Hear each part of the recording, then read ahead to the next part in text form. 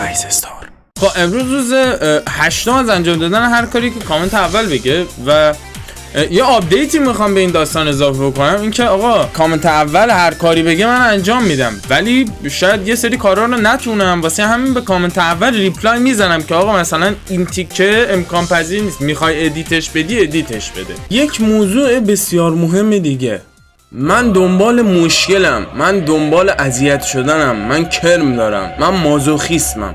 کامنتاتون رو در راستای نابود کردن من بذارید. نابود شدن همیشه قابل انجامه، نه نابودی مالی، نابودی ذهنی. در راستای نابود کردن من، مثل اون موقع اینجا خوابیده بودم، نابودی ذهنی فکر کنید. و من یه روز تاخیر داشتم داخل گذاشتن ویدیو و معذرت میخوام، سر قضیه آربیدبلی بود.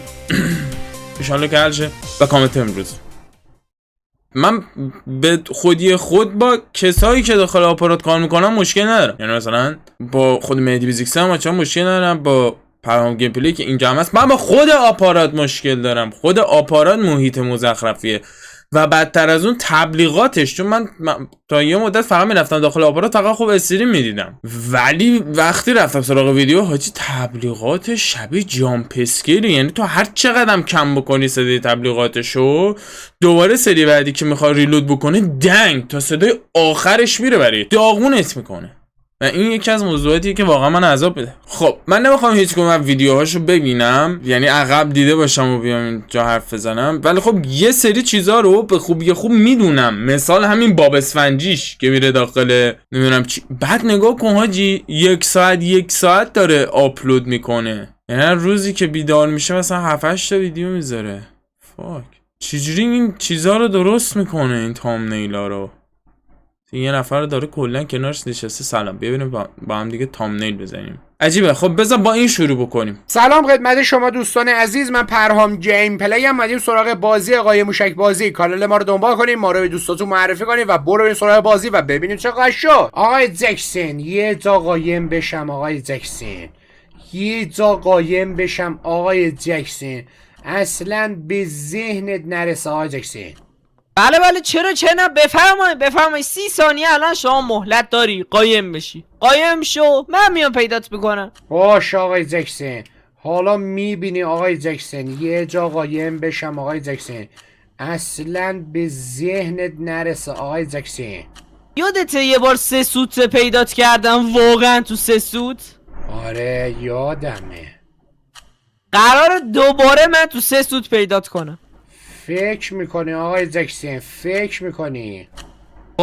باشه میبینیم آقای جکسن. فکر میکنی؟ باشه ببینیم. خیلی خوب اومدم. باشه بیا ببینم میخوای چیکار کنی آقای جکسن. صبر کن الان میام. بگرد، قشنگ بگرد آقای جکسن. اوکی دارم میگردم. حرفه‌ای بگرد آقای جکسن. حرفه‌ای میگردم. حرفه‌ای بگرد آقای جکسن. کاملا حرفه‌ای میگردم. کاملا حرفه‌ای بگرد آقای جکسن. حاجی داره با خودش حرف میزنه، حس میکنم. دقیق همین حرفی که گفتم حاجی 40 بار یه حرفو میگه. کار میکنی آقای جکسن؟ چه کار میکنی آقای جکسن؟ آقا میدونم این ویدیو ریاکته، ولی خب من نمیتونم به همچین چیز کرینج. خب من به چی این ریاکت برم؟ میدونی فقط ببین یه حالتیه که انگار فقط من باید به این چپ نگاه بکنم، هیچ کار دیگه نمیشه کرد. ببین هیچ فایده ای نداره ویدیو کوتاهاش حاجی، ویدیو کوتاهاشو بذار ببینیم. دوستان اینجا گفته کدوم یکی از تیم‌های جام جهانی برنده میشه، ببینیم کدومشون برنده میشه. دوستان من پرهام گیم پلی ام، کانال آپارات ما رو دنبال کنید. دمتون گرم دوستان، کانال ما رو دنبال کنید. حاجی به جان رضا قسم حتی اسم تیم رو نمیتونست بگه، یعنی یه جای به بعد دیگه گفت تمام دیگه فالو کنی، تا همینقدر کانتنت براتون کافیه، دیگه باید فالو کنی.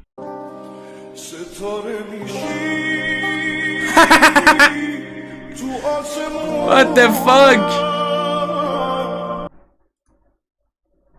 دوستان چجوری حالا مثلا ببین موضوع جالب رو ببین، مثلا تبلیغاتشو هر سری صداشو میبندی، تبلیغات صداش وا میشه دهنتو سرویس میکنه. مثلا فکر کن فیلم ترسناکو ببین، یه چالشی من حالا امروز بهتون میدم، جرأت دارین فیلم ترسناک رو بدون اینکه از آپارات دانلود بکنین داخل خود آپارات ببینین، چون 100% وحشتناکتر از خود فیلم جامپ اسکیرایی که تبلیغات آپارات قرار بهتون داشته باشه.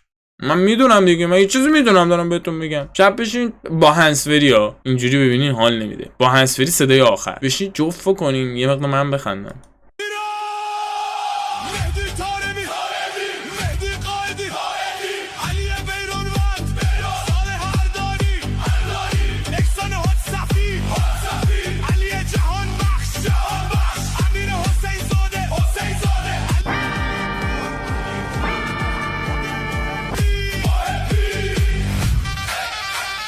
مادرتونو ببینم اینا چیه؟